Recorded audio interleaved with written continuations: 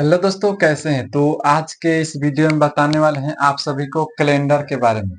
और पिछले वीडियो में आप सभी को बता दिए थे कैलेंडर के बेसिक बातें, मंथ्स के बारे में बताया गया था और सप्ताह के बारे में बताया गया था। सभी बातों के बारे में सभी चीजें बता दिए थे। तो आज के इस वीडियो में कैलेंडर का तीसरा नंबर क्लास है और इस तीसरे क्लास के माध्यम से हम बताने वाले हैं कि मंथ्स कोड को कैसे आप याद करेंगे और यह तरीका आपको बहुत अच्छा लगेगा।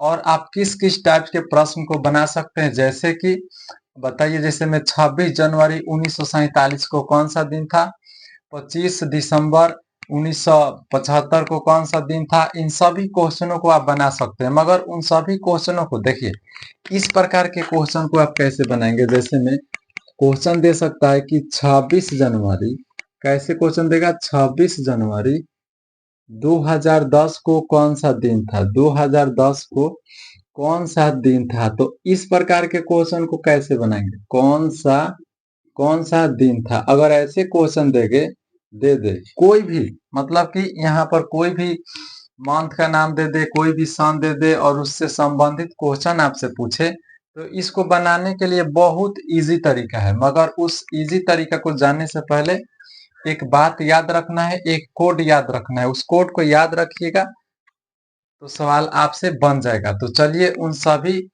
कोड को जानते हैं ताकि ये सवाल हमसे बन जाए। तो चलिए हम शुरू करते हैं। तो फर्स्ट नंबर में जानेंगे मंथ कोड। क्या जानेंगे? एक नंबर में बताने वाले हैं मंथ कोड क्या होता है। MONTHS, month code. COD, जैसे जनवरी फरवरी का होता है ना, जनवरी फरवरी, उसी का कोड को याद रखना है। और उस कोड क्या है पहले हम बताते हैं। मंथ कोड, महीना का कोड एक होता है, उसको याद रखना है। कोड है 033, लिखिएगा 033 614। देखिए एक बार में याद नहीं होगा, मगर 3 भाग 4 भाग में कर याद रखिएगा। 033 614 और 625, 625 और लिखिएगा 033। इस बात को कम से कम 10 बार बोलना है ताकि याद हो जाए। इस बात को आपको 10 बार रिपीट कर लेना है ताकि याद हो जाए। ये महीना का कोड है और ये महीना का कोड आपको याद हो जाएगा तो सवाल बनने लगेगा। कैसे बनेगा हम सिखाएंगे आपको। बोलिए 033 614 625 032। यहाँ पर 32 होगा भाई साहब, यहाँ पर 32 होगा, गलती से 33 हो गया है, 32। बोलिए 033 614 625 032। अब इसमें कितना हो गया देखिए, 3 3 3 3, 4 बार है तो 12, 12 महीना का हो गया। तो पहला का हम बोलेंगे जनवरी का कोड है। ये आपका जनवरी, अर्थात जे लिख सकते हैं ना। ये आपका जनवरी का कोड है, जनवरी। ये आपका फरवरी का कोड है, फरवरी। ये आपका मार्च का कोड है, एम। ये आपका क्या चीज का है, जनवरी फरवरी मार्च अप्रैल का है। ये आपका हो जाएगा मई का, ये हो जाएगा जून का, और ये कोड हो जाएगा जुलाई का, और ये कोड हो जाएगा जनवरी फरवरी मार्च अप्रैल मई जून जुलाई अगस्त। ये हो जाएगा सितंबर, ये हो जाएगा अक्टूबर, और ये हो जाएगा नवंबर, और ये हो जाएगा दिसंबर का कोड। तो ये 12 महीना का कोड इस प्रकार से हम लिख देंगे। इस बात को याद रखना है। एक और बात याद रखना है, 2 नंबर में लिखिएगा। 2 नंबर में क्वेश्चन बनाने के लिए तो कुछ स्टेप को याद रखना पड़ता है ना। किसी भी शताब्दी वर्ष का कोड ज्ञात करने के लिए लिखिएगा, किसी भी शताब्दी वर्ष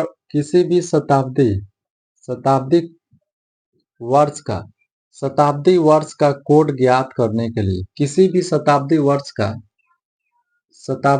का कोड ज्ञात करने के लिए, कोड ज्ञात करने के लिए, किसी भी शताब्दी वर्ष का कोड ज्ञात करने के लिए उसमें क्या चीज से भाग लगाते हैं बताया गया था। उसमें 400 का भाग लगाते हैं के लिए 400 का भाग लगाते हैं, भाग दिया जाता है। मान लीजिए भाग दिया जाता है कितना से, 400 का। एग्जाम्पल ले लेते हैं कि शताब्दी वर्ष का कोड कैसे निकालेंगे। तो मान लीजिए इधर हम दे दिए, एग्जाम्पल ले रहे हैं, एग्जाम्पल हम बोलेंगे बताइए, चलिए और थोड़ा नीचे लिखते, एग्जाम्पल हम बोलेंगे बताइए 1600 का शताब्दी कोड क्या होगा। तो एक बगल मान लीजिए हम शेष, इधर एक तो शेषफल बचेगा, भाग देंगे 400 से, शेषफल बचेगा ना, तो उसका कोड क्या होगा, उस बात को याद रखिएगा। आप भी मेरे तरह बनाइए ताकि सवाल बनाने में कहीं दिक्कत नहीं हो। चलिए इस प्रकार से आप लोग को भी बना लेना है। चलिए समझिए, समझिए ये डायग्राम बना लीजिए और यहाँ से सीखिए क्या बताने वाला है। समझिए 1600 का, देखिए 1600 है, 1600 है ना, तो इसमें पहले 400 का भाग लगा दीजिए। 400 का भाग देंगे तो 2 जीरो से 2 जीरो कट खत्म, ये भी कट जाएगा 4 बार में, यानी 4 4 चौका 16, शेषफल 4 बचा, पूरा पूरा कट गया ना। बोलिए शेषफल क्या बचा, शेषफल 0 हो गया। तो जब शेषफल 0 होता है ना, जब शेषफल 0 होता है तो उसका कोड 6 हो जाता है। जब शेषफल 0 तो उसका कोड 6 होता है, याद रखिएगा। जब शेषफल 0 तो उसका कोड क्या होगा, 0, सॉरी 6 होगा। फिर मान लीजिए 16 से दिए, 17 से दे दिए, तो 400 से भाग देंगे, 4 चौका 16, यानी 1600, शेषफल 100 बचा, शेषफल 100 बचा यानी 100 एक बचेगा ना, शेषफल 1 बच गया। तो जब शेषफल 1 बचेगा ना, तो उसका कोड लिखिएगा 4 होता है। जब शेषफल 1 बचे तो उसका कोड 4 होता है। मान लीजिए हम दे दिए 1800, क्या दे दिए 1800, तो 400 से भाग देकर देख लीजिए, 4 चौका 16, शेषफल 2 बचा, शेषफल 2 बचा तो उसका कोड भी 2 ही होता है। जब शेषफल 2 बचे तो उसका कोड भी 2 ही होता है। मान लीजिए हम दे दिए 1900, क्या दे दिए 1900, तो 400 से भाग देंगे, 4 चौका 16, शेषफल 3 बचा, जब शेषफल 3 बचता है तो उसका कोड 0 होता है, उसका कोड 0 होता है। तो ये आपका शताब्दी का कोड हो गया, ये मंथ का कोड हो गया। इस दोनों को याद रख लेना, इस दोनों को याद रख लेना है। मान लीजिए हम इधर दे दिया और एग्जांपल ले लेते हैं, हम दे दिए बताइए, आपको बताना है 1300 का, तो 1300 तो 4 से भाग देंगे 400 से, तो बोलिए 4 चौक 4 तिहाई 12, 4 तिहाई 12, शेषफल कितना 1 बच रहा है, रिमाइंडर कितना बच रहा है 1 बचता है।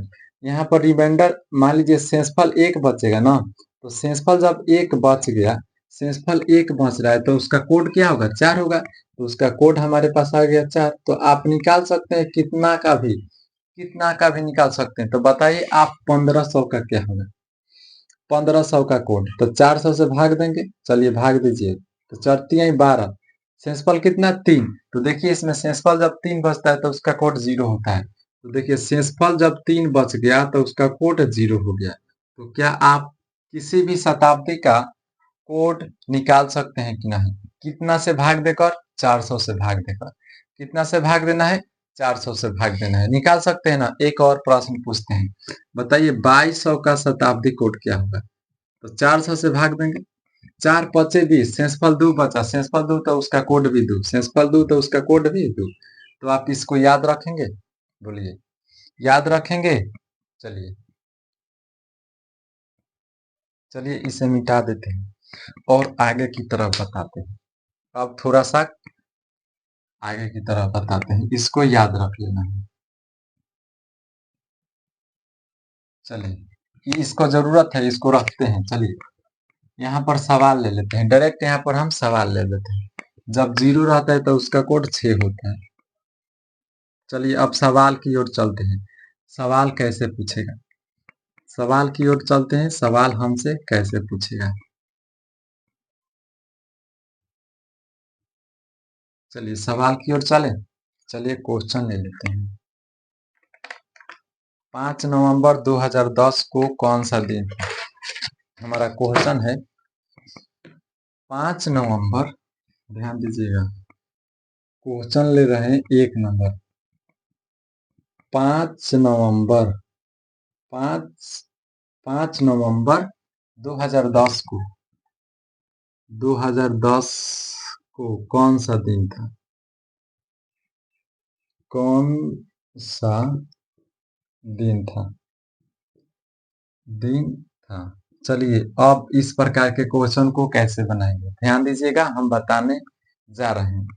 5 नवंबर 2010 को कौन सा दिन था? तो आप पहले बताइए 5 नवंबर क्या है? 5 नवंबर। तो 5 जितना दिन देगा उसको पहले यहाँ पर लिख लीजिए, प्लस कीजिए, प्लस देंगे। नवंबर का कोड क्या होता है? जितना दिन देगा उसको लिख लेना है, आपको बताना है नवंबर का कोड। तो चलिए नवंबर की ओर देखते हैं। इस तरह से नवंबर यहाँ 3 है तो प्लस में 3 ऐड कर देना है, फिर प्लस देना है, प्लस में 3 देना है, फिर ऐड कर देना है। अब हम चलेंगे 2010 है ना, तो इस 2010 से कुछ ना कुछ यहाँ पर सीखेंगे। 2010 को आप लिख सकते हैं 2000 प्लस में 10। अब 2000 में 400 से भाग देंगे, 2000 में 400 से भाग देंगे, जब भाग देंगे, ध्यान दीजिएगा यहीं पर मेन कंसेप्ट है, जब भाग देंगे तो शेषफल 0 बचेगा, क्योंकि 4 पच्चे 20 कट गया 0। तो जब शेषफल 0 तो उसका कोड 6 लिखेंगे। तो लिख दिए, इसका तो 6 हो गया, फिर देंगे प्लस। अब बात रह गया 10 का, बात रह गया 10 में 10 साल में लीप वर्ष कितना है? तो जब भी लीप वर्ष ज्ञात करना है, पहले तो आप ध्यान दीजिएगा, जब ये 6 लिख दिए ना, अब जो 10 एक्स्ट्रा है उसको भी लिख देना है, इसको भी लिख देना है, प्लस में लिख देना है। अब इस 10 में लीप वर्ष ज्ञात करने के लिए ध्यान दीजिएगा, 4 से भाग देते हैं। कितना से भाग देंगे? 10 में 4 से भाग देंगे। क्या है? भाग देंगे, क्योंकि लीप वर्ष प्रत्येक 4 साल से 4 साल पर आता है। तो 4 दूना का 8, शेषफल 2 बच गया।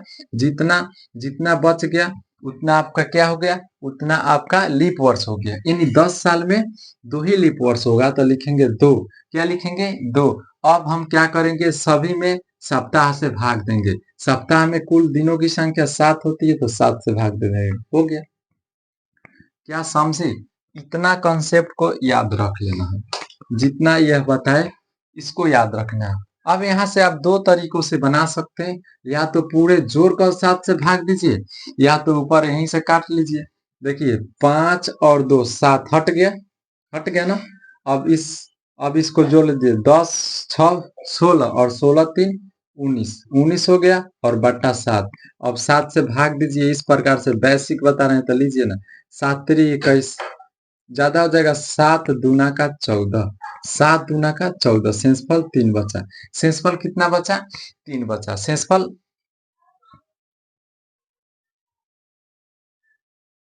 चलिए,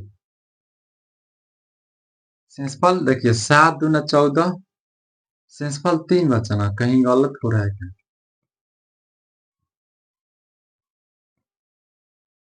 चलिए,